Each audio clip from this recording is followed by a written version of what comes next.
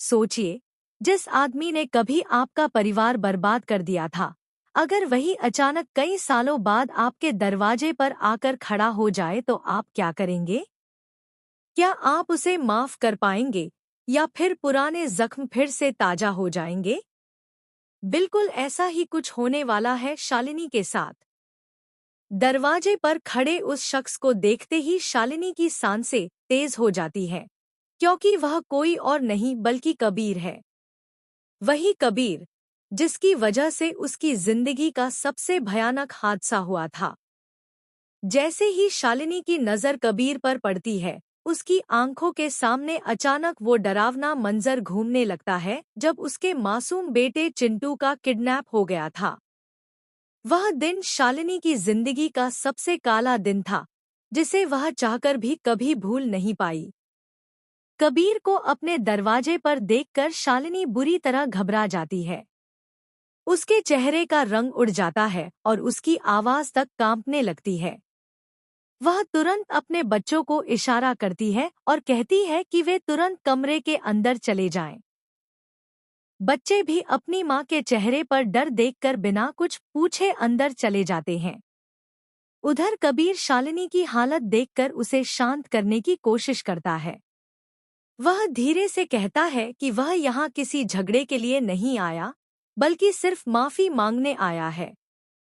कबीर बार बार शालिनी से कहता है कि उससे बहुत बड़ी गलती हो गई थी और वह चाहता है कि शालिनी उसे एक मौका दे ताकि वह अपनी गलती सुधार सके। लेकिन शालिनी के दिल में जो दर्द और गुस्सा सालों से दबा हुआ था, वह अचानक फिर से बाहर आ जाता है। कबीर का चेहरा और उसकी आवाज सुनते ही शालिनी को वह दर्दनाक हादसा याद आने लगता है जिसने उसकी पूरी जिंदगी बदल दी थी। कबीर अपने साथ कुछ गिफ्ट्स भी लाया होता है। वह शालिनी से कहता है कि वह इन गिफ्ट्स को स्वीकार कर ले और उसे माफ कर दे।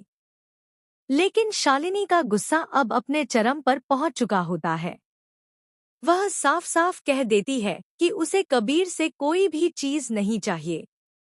इतना ही नहीं, शालिनी गुस्से में यह भी कह देती है कि अब वह उस शादी में भी नहीं आएगी जहां कबीर मौजूद होगा, क्योंकि वह उसका चेहरा तक बर्दाश्त नहीं कर सकती।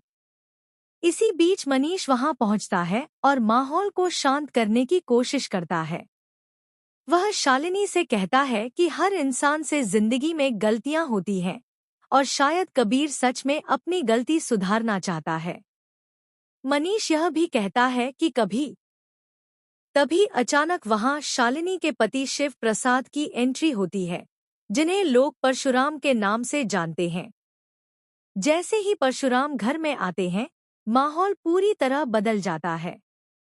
परशुराम कबीर को देखते ही उसकी तरफ बढ़ते हैं और बिना समय गंवाए उसकी पूरी जानकारी गिनाने लगते हैं। उसका पूरा नाम, उसके माता पिता का नाम, वह कहाँ रहता है, यहाँ तक कि उसके आधार और पैन नंबर तक। कबीर यह सब सुनकर हैरान रह जाता है। उसे समझ ही नहीं आता कि परशुराम को उसके बारे में इतनी सारी जानकारी कैसे पता है। वह घबराकर पूछता है कि उन्हें यह सब कैसे पता चला। लेकिन परशुराम का चेहरा बिल्कुल सख्त होता है।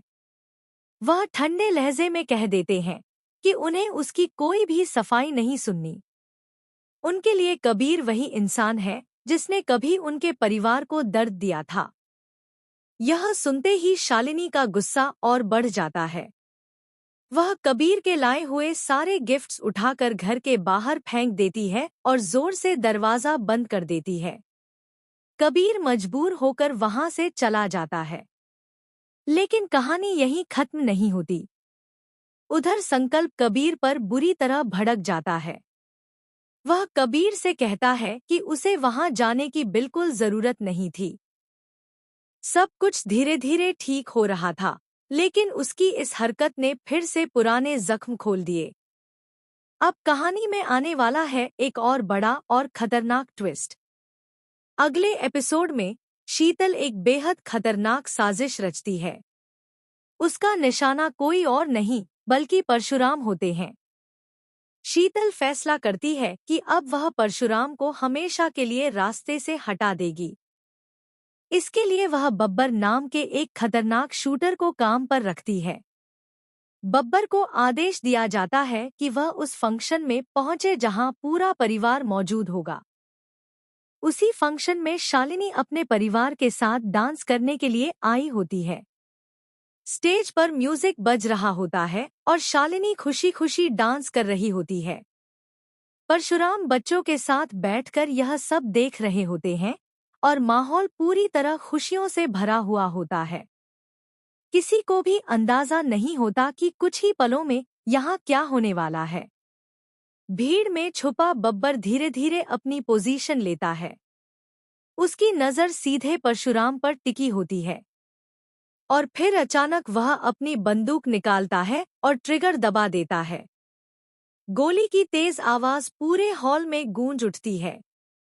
लेकिन किस्मत से गोली सीधे परशुराम को नहीं लगती, बल्कि ऑडियंस की तरफ जाते हुए पॉपकॉर्न के एक बॉक्स से टकरा जाती है। गोली चलने की आवाज सुनते ही पूरे हॉल में अफरा तफरी मच जाती है। लोग डर के मारे इधर-उधर भागने लगते हैं। बच्चे रोने लगते हैं और माहौल पूरी तरह डर में बदल जाता है। अब सबसे बड़ा सवाल यही है कि क्या यह हमला सिर्फ शुरुआत है? क्या बब्बर अपने अगले वार में सफल हो जाएगा? और क्या परशुराम इस बार भी अपने दुश्मनों को पकड़ पाएंगे? इन सभी सवालों के जवाब जानने के लिए देखते रहिए मिस्टर एंड मिसेस परशुराम। और ऐसे ही लेटेस्ट अपडेट्स और इंटरेस्टिंग ट्विस्ट जानने के लिए चैनल को सब्सक्राइब करना बिल्कुल भी मत भूलिए।